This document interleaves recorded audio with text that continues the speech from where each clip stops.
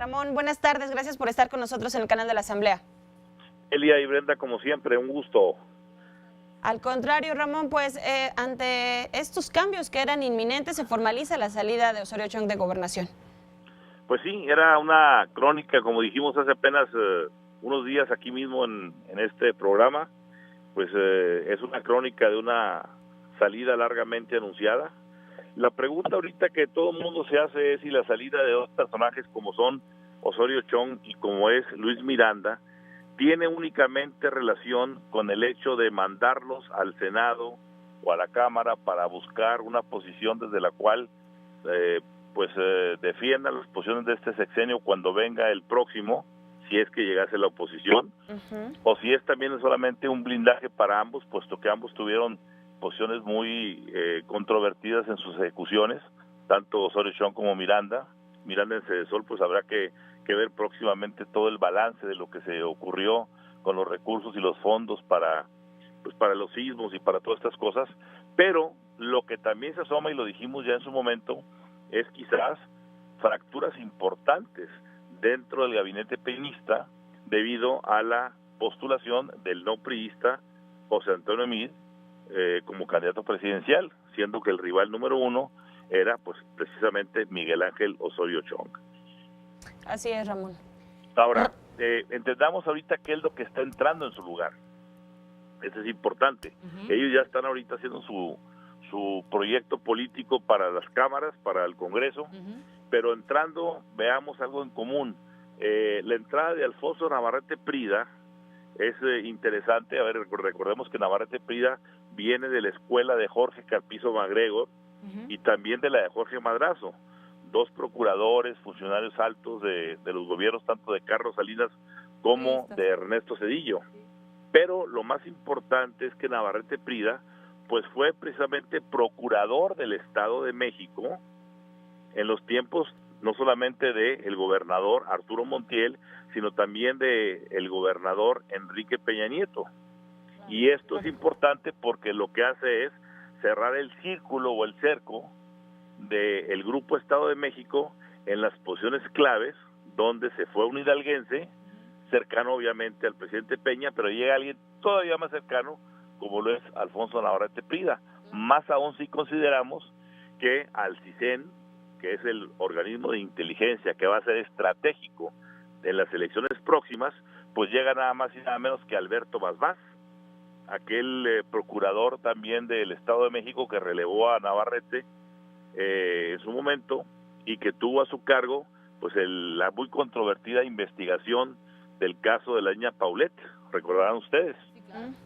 Por supuesto. Y también dentro de estos cambios pues no hay que perder de vista quién se queda en lugar de Navarrete Prida en el trabajo, y es Roberto Campia Cifián, que si bien no es un personaje estrictamente del Estado de México, sí tuvo amplias vinculaciones, porque recordemos que Campa tiene un sello, así como el caso de Navarrete trae el sello de Jorge Carpizo MacGregor, en el caso de Campa tiene el sello y el origen de El Ballester Gordillo. Recordemos que Roberto Campa pues fue un personaje súper cercano a la maestra, tanto que quedó un tiempo en su lugar cuando la maestra dejó la CNOP y él entró a ese relevo, y cuando la maestra dejó el partido y dejó la Cámara para fundar lo del PANAL, etcétera, pues uno de los pocos personajes que hizo con ella la salida, pues fue Roberto Campa, tanto que llegó a ser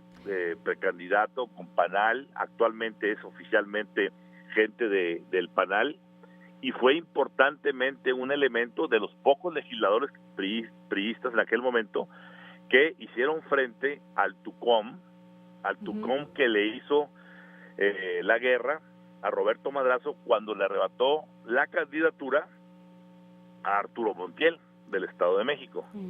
Sí. Y del caso de Eviel Pérez, pues con Eviel Pérez Magaña tenemos la llegada de un oaxaqueño, ¿sí?, a la Cedesol, en donde pues prácticamente pues se está dándole prioridad a alguien del sur, de las zonas más marginadas, de las zonas más pobres, una persona que viene de haber sido presidente municipal allá en Oaxaca, de ser diputado, de ser senador, y bueno, pues de ser su secretario actualmente, y esa parte pues está más estructurada, no es tanto ligado al Estado de México ni ligado a otros intereses, simplemente un oaxaqueño en la sede Sol. Ramón Alberto, ¿cómo estás? Se saluda Brenda Peña, buenas tardes. Brenda, ¿cómo te va? ¿Qué tal? Muy buenas tardes. Oye, preguntarte, yo creo que todos ayer nos dimos cuenta de estos rostros cuando anunciaba a Chong justamente que se iba, cuando Enrique Peña Nieto le agradecía y reconocía su trabajo y se miraban fijamente a los ojos, esta cara de Osorio Chong y estos ojos de Enrique Peña Nieto. Fue un momento complicado, lo vimos en imágenes, yo imagino que seguramente tú lo viste. Claro. ¿Cuál es tu opinión? ¿Con qué sentimiento se va Chong? Pues ahora a buscar otro lugar, ¿no? Bueno, Osorio Chong se va profundamente dolido, porque siente que él fue, pues de una u otra manera traicionado, porque él siente que hizo mucho, cosa que no es absolutamente cierto. Hoy hacíamos en Código Magenta, en mi entrega de video, pues un recuento de los daños.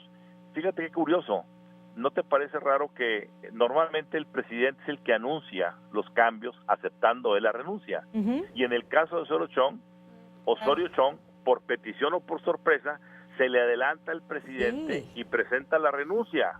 A ver, la pregunta es, ¿quién debe dar el motivo de la renuncia? ¿El jefe o el subalterno? Claro. La otra parte importante, el presidente le concede a él una participación importante en lo del Pacto por México con las reformas estructurales. Y como decimos, ¿de qué reformas hablamos?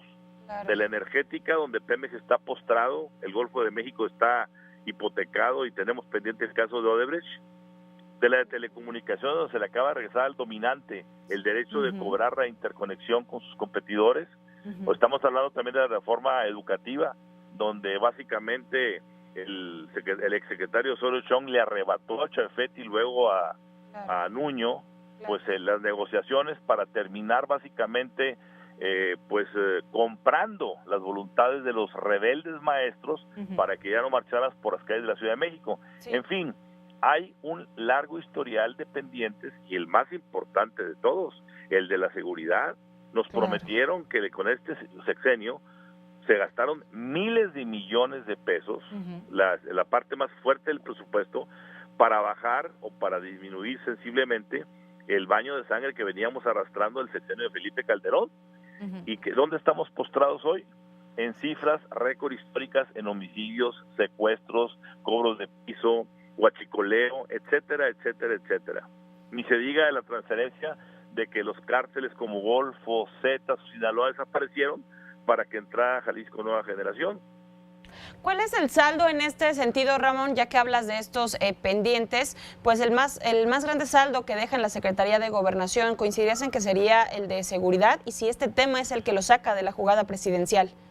Yo creo que el gran error que cometió Osorio Chong fue el de convertir a Bucareli en su comité de campaña presidencial, olvidándose del país y operando esa dependencia a su favor. Todo lo que se hizo ahí se hizo para buscar que él fuera el candidato presidencial, desde la creación y fortalecimiento del Partido Encuentro Social, que hoy está al servicio de Morena y López Obrador, pasando por las cuentas mochas que se dan en la operación política al perder los estados que se perdieron en 2016, cuando era presidente del PRI, Manuel Fabio Beltrones, y entrando a todo lo que es la dinámica de no poder concretar un gabinete cohesionado, peleándose Osorio Chong con Videgaray, con Nuño, con Chafet, con procuradores, entrando al conflicto directo también con un grupo importante de legisladores. En fin, o sea, no era una Secretaría de Gobernación funcional. Sí, ya los últimos meses ya. Exacto, los últimos meses ya incluso veíamos a Chong haciendo un tipo de eventos, hablando demasiado, ya dirigiéndose, enfocándose mucho a las mujeres, eso sí. Oye, Ramón Alberto, preguntarte ahora en otra parte, ¿cómo ves esta consumación del PRIAN? O sea, vemos ahora a Lozano como vocero de MID, híjole, pues es que se lo han acabado en redes sociales porque él decía que se iba, unas horas antes decía que se iba por un dictador, un pequeño dictador en el PAN, y ahora ya lo vemos incorporándose como vocero o vicecoordinador de vocería, ¿no?, de MID. A ver, recordemos la historia. la historia en un tiempo, cuando Felipe Calderón fue candidato a la presidencia, no nos olvidemos que hubo personajes del PRI que se mudaron al PAN, como fueron Luis Telles, como fue Jesús Reyes Heroles, como fue el propio Javier Lozano, que estuvieron importantemente en la campaña de Felipe Calderón. Hoy lo que hace Javier Lozano es simplemente regresar. ¿Por qué requieren a Javier Lozano como uno de los voceros que se necesitan? Porque en el grupo de estrategia y de vocería del candidato Mid hoy no hay una opción contestataria como es la de Javier Lozano. Javier es hombre fajador, es un político que se faja y no le tiene miedo a salir a enfrentarse. Bueno, acabamos de ver recientemente... Tuitero consumado, además, ¿no? Claro, como golpeador, Ramón, incluso. Su faje con Gael García en el tema de la seguridad. Claro. ¿Se acuerdan ustedes hace unas semanas? Sí. Bueno, ese video de ese conflicto ha sido el récord en Código Magenta con 2.7 millones de views en Facebook solamente. Entonces, te das cuenta de que la campaña requiere de alguien así porque el PRI tradicional o el no priismo tradicional que trae Mid no tiene un personaje como Javier Lozano que está dispuesto a jugársela y no le tiene miedo, así sea, se llame López Obrador, se llame Anaya o se llame Gael García.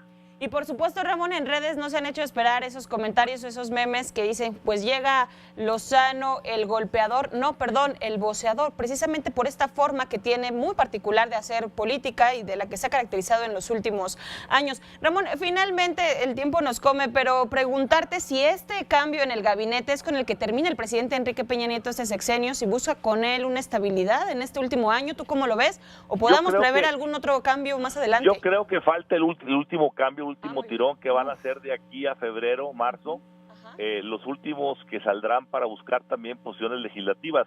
Yo no sé, por ejemplo, qué va a pasar con Luis Videgaray, si lo van a mandar de nuevo a la Cámara de Diputados o al Senado. ¿Qué va a pasar? Se habla de que Gerardo Ruiz Esparza, el secretario de Comunicaciones, podría estar también aspirando a una cosa similar. Yo creo que todavía nos falta el último tirón. Muy bien, y vamos a estar al pendiente de ello y por supuesto platicándolo contigo si nos lo permites, Ramón. Muchísimas gracias, buenas tardes. Gracias, Eli Brenda, les mando un abrazo.